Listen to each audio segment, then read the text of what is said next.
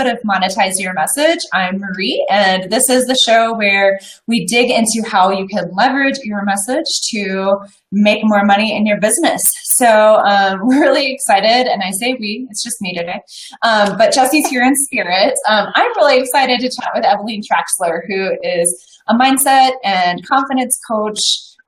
She is one of my dear friends. She's a mentor to me, an inspiration for me, just one of my favorite people on the planet, and has a lot of really great things to say about mindset and how that actually is impacting your message, whether you realize it or not. So we're going to dig into all that today, but thanks so much for being here today, Eveline. It's my pleasure. Thank you so much for having me. Jesse's missing out on this party. I don't know. That is the truth. I know. Exactly. So, before we dig in too much, I just want to let everybody know, if you guys are catching the replay, that you can join Eveline's group, her Facebook group, which is the Fearlessly Successful Entrepreneur, or you can find her at her website, which is evelinetraxler.com. I will be putting all those links in so that you don't have to be like, what did she say? So you can just click it. But these are some great places to learn more about Eveline's services, to connect with her more, to learn more about, all of her genius. So yes. And if you guys do have questions, this is why we do it live. So be sure to post your questions or comments in the comments under the video as we get going. So yeah. So yay, it's Jen. Awesome. The party is here. So yeah, let's talk about that a little bit. I know that I'd heard a lot of times, Eveline, that, how you like approach a sale conversation, for instance, is really so much more than just like how you structure a discovery call or like what are the, essential components of that conversation, that there's a lot of like deep mindset, emotional stuff going on in there. So let's start with sales, because I feel like that's something that wigs people out majorly. For sure. Yeah, happy to. So I guess the big thing in terms of sales and how it ties into mindset and messaging is when you are in a good place in terms of your mindset, when you own your value, when you're like, man, I'm rocking this, when you are sold on yourself, it becomes infinitely easier for other people to be sold on you, right? And the analogy I make here is like, okay, two people walk into a room. One walks in and they're like, man, I don't really know. What am I doing? I think I do this. And the other person walks in and they're like, dude, this is what I offer. This is how much it costs. It's going to rock your world. Who are you going to hire? Definitely number two.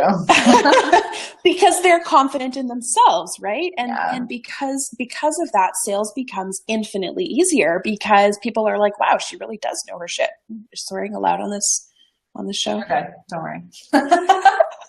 You can bleep that out later if you need to. Sure. Fine. Yeah. So can we talk about, like, let's back up a little bit. Like what is mindset? Can we like dig into what that word is? Because I think a lot of people are like, what? Yeah. So to me, and the way that I like to explain it to people is that your mindset is like a pair of glasses. So it's sunglasses or regular glasses or whatever it is. It's the lens through which you are looking at the world. So the world in and of itself does not change, but your perspective on it changes completely, right? Mm-hmm. So when you hear people say like looking at things through rose-colored glasses, that's mindset. When you think about like, if you're looking for problems, or if you're looking for issues, or if you're looking for, things to be wrong, that's your mindset. But it's all about the lens and the perspective through which you interpret the world around you and how things are happening and how things are going. That's a really awesome analogy. I love that. I actually have some sunglasses that do have kind of like this purplish tint to the lens. And it's crazy because you start to see it feels like you have a secret weapon because you're like seeing red in places that you never saw it before. But what happens is it also kind of makes you blind to other colors, right? So is that kind of the same way it goes with mindset? Like if you're really focused on something and you don't see the other side? For sure. And the other thing with mindset is like, those miners that go down in the mines and they have those spotlights on their foreheads that like point directly in front of them. Well, our brains work exactly the same way. Like when you stare in front of you and focus on what's right in front of you and what that light is pointing at, that is your whole world. That's your whole reality, right? Versus if you turn and look the other way and you start to focus on the positive, you start to focus on what's going well, you start to focus on gratitude and creating abundance, your entire perspective shifts, right? So they're really, I mean, our brains can't focus on a ton of things at the same time. So it becomes really important to focus on just the things that are serving us and the things that we're grateful for and the things that are going well, and finding solutions rather than staring at problems. I love that. So what are some like sort of barometric readings for all of us to perform, right? To like figure out, does my mindset need work or not? Are there sort of like indicators that you could, tell people to look out for? Well, I think on some intuitive level, we all kind of know. Like, we all kind of know whether we're looking at the world through, really positive, optimistic lens where we believe in ourselves and we have full confidence, or whether we're like that guy who's showing up being like, I don't really know what I do or who I serve or how I do it, or like what pair of underwear I should wear today. Like, I think on some level, we all kind of know already whether our mindset is in a good place or not. Things that you can look out for, like, do you feel confident? Do you feel like you can show up in whatever space you're in? For a lot of people watching this, it's going to be the online space, but whatever space your business or your life takes you to, do you feel like you can show up with confidence and own who you are and own your awesomeness and own your value? Like, could you walk up to a random person at a party and say, hey, I'm so-and-so and this is what I do? Or are you scared shitless and you're hiding in the corner, drinking too many margaritas because you don't want to talk to anybody? Could that also just be a sign of introversion? Because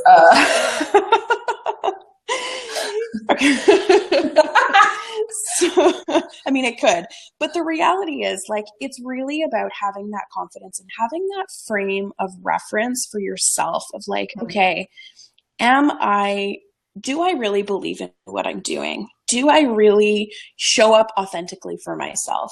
Do I feel grounded and rooted in what my core values are? Am I looking at this from a positive lens, or am I looking for the problems, right? Am I focusing on the solutions, or am I staring at the issues?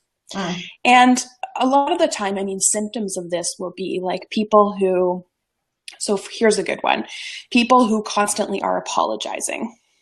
What? I don't know anyone who does that. So an easy reframe for that, like if you're a person who's constantly like, oh my God, I'm sorry. Are you mad at me? I can't believe, blah, blah, blah, blah, blah. Like, reframe that instead to a place of gratitude. Like, oh my goodness, thank you so much for your patience. I'm so grateful for you. Or rather than like, oh my God, I can't believe my house is a mess. I'm so sorry. Like, thank you so much for being so understanding of the fact that I have 2 children under 4 and not judging me for it. Yeah. It completely shifts your perspective, right? So listening to the words that are coming out of your mouth and how you're looking at the world around you through those words. And just listen, like, just get curious with yourself about like, am I really focusing on the positive here? Or am I like constantly convinced that everybody and their mother is mad at me and I'm doing a terrible job and I never have enough money to do anything? Like, okay, maybe there's something you need to work on. Right. Jen is referencing something that most people aren't going to know what that is, so I will tell the story really quickly. I am that classic constant apologizer, or have been in the past. I'm learning. And this was totally mind-blowing to me, by the way, the first time you introduced me to this idea of like turning my gratitude or like turning my apologies into gratitude. I was like, how do you even do that? But I know now. And one of the classic barometric sort of things I found was that I was actually in the presence of both of you, Jen and Eveline, and there was this fruit tree overhead, and it had dropped some kind of like, was it like a plum or something? I don't know. It was some kind of small little fruit, and I was around all these other ladies. It was summertime in California. People had on flip-flops, and I totally stepped on a fruit thinking it was somebody's bare toe and apologized to the fruit. And no one ever let me down. Like, let me forget it. The point is, that's your instinctive reaction, right? So then get curious about that. Like, why is it that I immediately feel the need to apologize? Because there's probably one of 3 reasons. Number 1, you're Canadian, because let's get real. That's what we do. Canadian soul.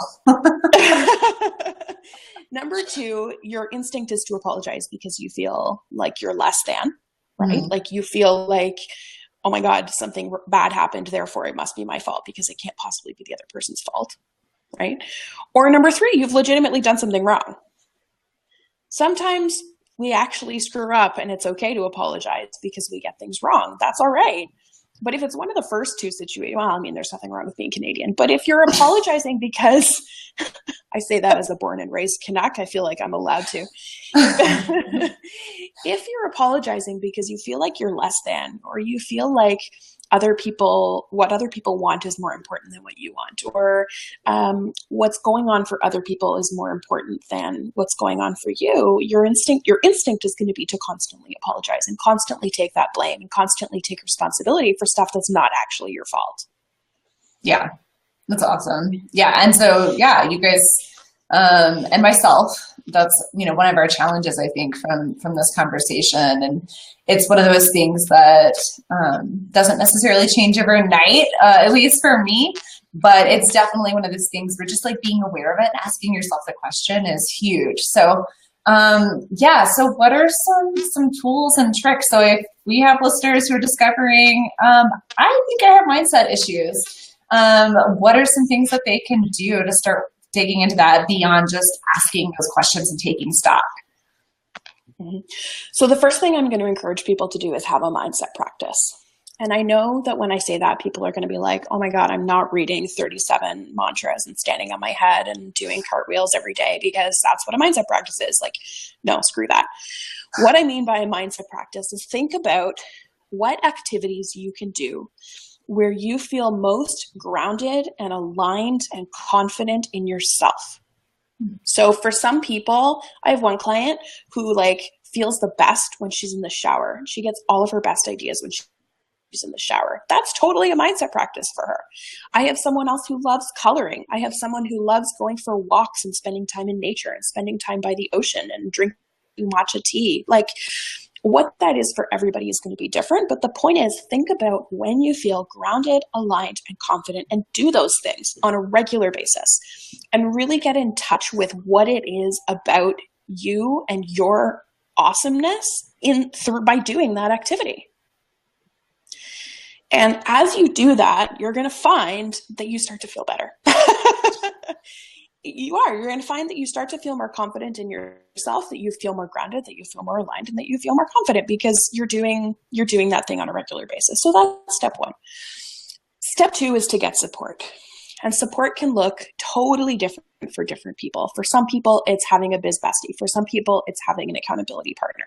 For some people, it's taking part in a mastermind. For some people, it's doing one-to-one work with a coach, or for some, a therapist. Whatever support you feel like is most helpful for you, or however it is that you learn best, and obviously what's within your financial means, but we'll come back to that. Do that, right? Get that support. And I'm going to come back to this financial means thing because I think one of the biggest things that I see in this online space is people who believe that they can't afford anything and they can't invest in anything and they have to create this abundant reality before they can invest in coaching or programs or messaging support or whatever it is, right? And so I always give this example for people. If I said today that if you gave me $200 today, I would give you $500 tomorrow, would you do it? Me personally, yes, because I totally trust you. Okay. But, if you were a stranger in the street, I might have some issues. Then you're obviously not a Canadian because we trust everybody. So my point is here, if you have a guaranteed return on your investment, if you know that you're handing me $200 and I'm handing you $500 back, that's an easy no-brainer, right? It's not about the 200 you're putting out. It's about the 300 that you're going to make. And making investments in yourself and in your business is exactly the same. At any point in time, we have the ability to create the means. It's whether we are confident enough in ourselves and our ability to utilize and leverage that investment to create the results that we're looking for. It's not about the money. It's really not. Because if I told you that your very best friend in the entire world had an emergency and you had to fly to be with them, you can bet your bottom dollar you would come up with the money for that flight. Yep. Yeah, you're right. So it's not about the money. It's really not. It's about, am I going to show up for this 110%? And by doing that, am I going to create the results that I'm looking for? And all of a sudden, your perspective on money and investment shifts completely. Totally. Totally. So it's about finding maybe the green color glasses this time.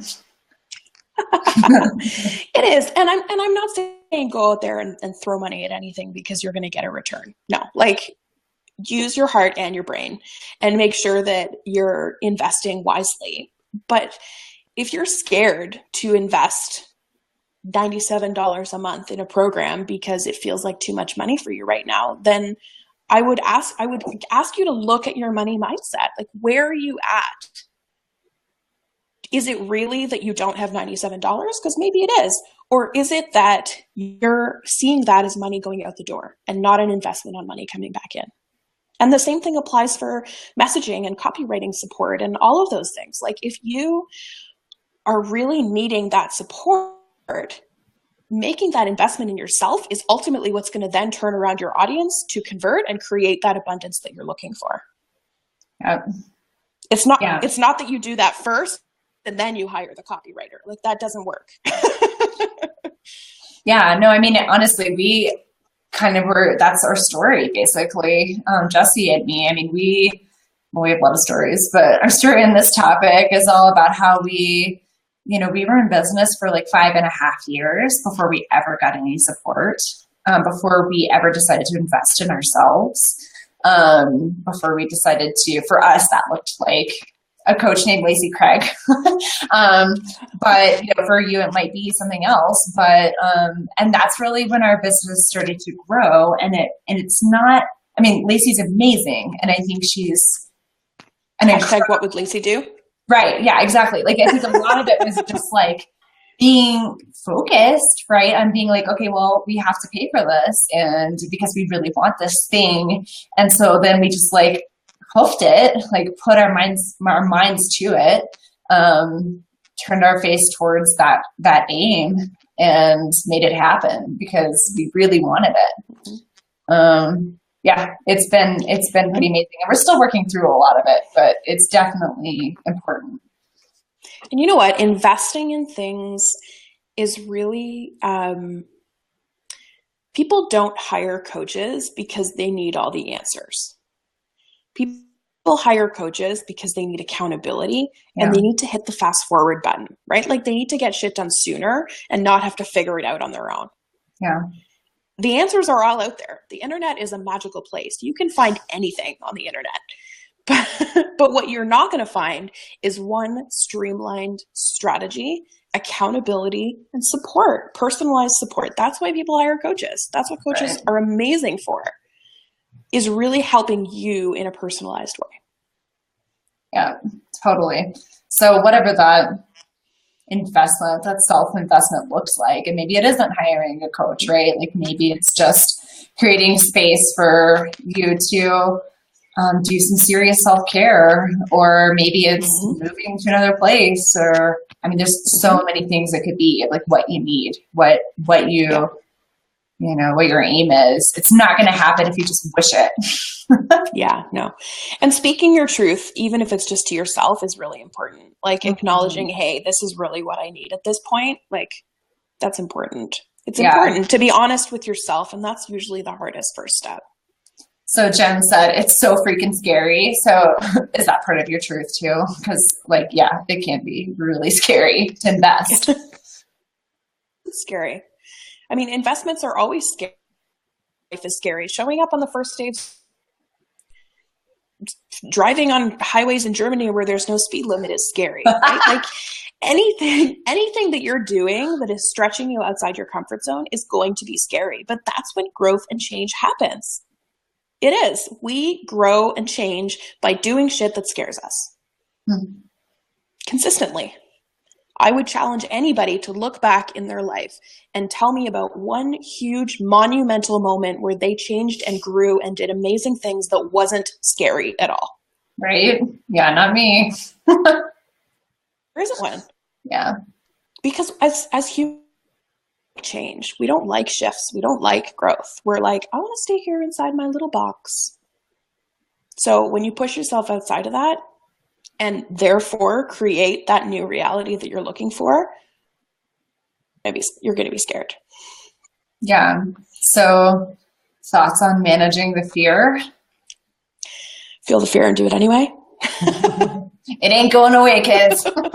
Well, it's true. I mean, there's some awesome analogies out there. There's like the one about fear being a passenger in the car, and like it doesn't get to touch the radio, and it doesn't get to talk, and it doesn't get to drive. To sit in the back seat like you're the driver of your car. There's I think there's something to be said for thinking about times in your life when you've been scared and you've done it anyway, and how that went for you.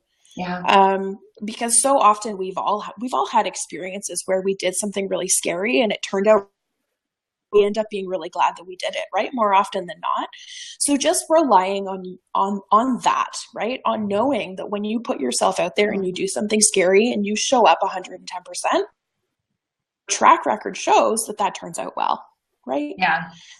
And managing that with having support and accountability, like having people around you to cheer you on and say, rah, rah, rah, you're fantastic. Let's do this. Let's work on this together. You know, pick you up when you're having. That's valuable. It's invaluable. Business is built on relationships. It really is. And a large reason of that is because we all have shitty days. We need to bring those people around is what saves all of our businesses over and over again. Yeah. That is the truth. That's definitely my experience. Mm-hmm. So let's bring it back to messaging. And I'd love to dig into your story a little bit too about how, you know, your message may have shifted over time. And so can you talk a little bit about how mindset and messaging work together, whether it's through your own, you know, business journey or just sort of in broader, more general terms? Well, I think, I mean, the pinnacle of my story in terms of messaging and mindset is when I actually started listening to, well, you telling me to use to speak to speak my truth. My conversions went from 4% to 94% 30 days. Because all of a sudden I started speaking my truth, and I started speaking as I do, using my voice rather than else. And at the time I had a super well-intentioned coach who had the voice and really wanted, you know, all of my copy to sound really good to her. And so she made it sound like a rebel. And so nothing resonated with anybody because it wasn't me. Mm-hmm. Right. And all of a sudden, when I started talking like the nurturer that I am, my conversions went crazy because people saw me in my copy, and they would read my copy and they would get on the phone and there was a congruency there. Like they were talking to the same person that they signed up for. Right.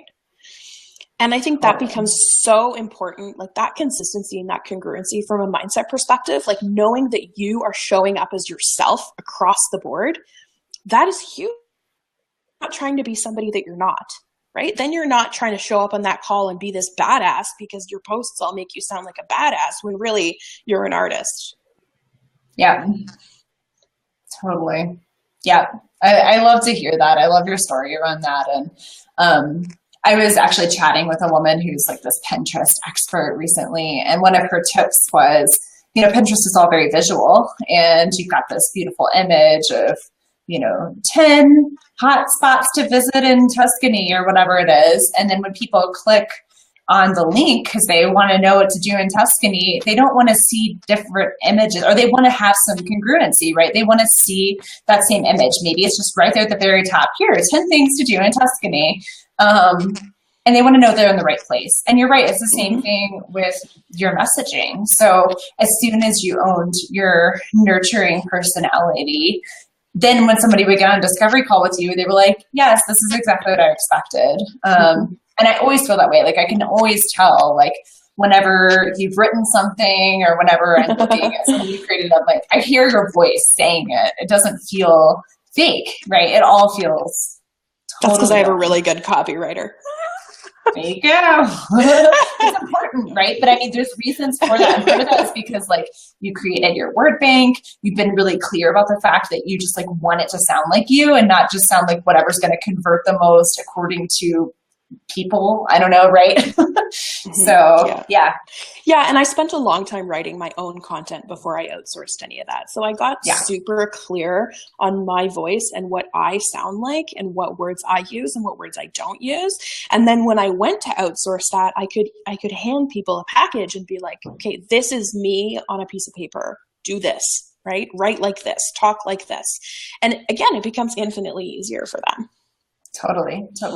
And it's all rooted in that confidence in yourself and your mindset that like, I am enough and that like who I am is all I need to be. Right. And that's okay. And I mean, that's part of, I think, why you were able to be so successful with turning that around once you sort of dug deep and figured out, oh yeah, this is who I am. Because I mean, this is second nature to you, this whole mindset stuff. So it's awesome that it came together so beautifully for you. Thank you. For sure. Awesome. Well, anything else you wanted to chat through or anything else that's coming up for you that you want to share with everybody? I think the big thing to think about is just remembering that your mindset is not something you're going to change overnight, and it's not something that you're ever done working on. Right? Like it's a constant journey. It's a constant exploration. It's a constant thing we all need to work at, myself included. So just, not looking at this as, okay, I'm going to do this and then my mindset's going to be fixed and I'm going to be all better and I'm going to move on to bigger and better things. Like that's not how it works. As we grow and as we change and as we develop and as we, come into our own and as we up level our businesses, we consistently need to come back to that space of mindset. So just, make it a part of what you do, make it a part of how you take care of yourself, and it'll pay you back. It always does. Yeah, you're so right. I was thinking earlier about how I've had seasons in my life where, I felt really good in terms of mindset. I felt really confident. I felt super independent, whatever. And then like I would enter a new stage or season of my life, and there would be like, for instance, when I moved to England for a semester abroad, all of a sudden like life kind of threw some wrenches in there, and all of a sudden that helped me sort of see that there were places where I needed to grow a little bit more that I wouldn't have known if I just stayed at home. So that up leveling does often come with sort of just opportunities to grow even more. For sure. Yep. Hey, well, thank you so much for being here today and for sharing your wisdom with us, and best ways for people to learn from you or to get involved. I know I mentioned your Facebook group and your website. Anything else that you want to share with the crowd? So I have some exciting things coming down the pipeline. Insanely popular Mastermind, the Fearless, is currently on a closed enrollment. This is the one that sold out in 48 hours back in, when was that? March, February? I never actually launched it because it filled up before I managed to, but it's ending at the end of September, and it is to be a rolling enrollment mastermind. So if you want in on the Fearless Sisterhood, beginning of October, details are going to be in my Facebook group, The Fearlessly Successful Entrepreneur, or you can hit up my website, evelinetraxler.com. I'll have the wait list up in the next few days, so you'll be able to sign up to get all the deets when they come out. At the accessible price point, because that's how I roll. Awesome. Yeah. And just in case those of you guys who are watching this or watching the replay don't know, it's pretty rare that there's opportunities to actually work with Eveline. So I would at least grab that wait list so you can learn more about it and be one of the first to know when the Fearless Sisterhood opens up again, because this is definitely a rare opportunity. So you definitely want to do that. So again, head to Eveline's website, which is evelinetraxler.com, or to her Facebook group, which is the Fearlessly Successful Entrepreneur. I'll be linking both of those. And you'll be in the know. Yeah. This is people's chance to get in. My higher level mastermind and my private practice are booked out until next June. So if you want to get in with me, this is the way to do it. Awesome. Well, that makes this meeting and this chat all the more special. So thanks so much for taking the time. This has been awesome. My pleasure. All right. Thanks so much. Bye.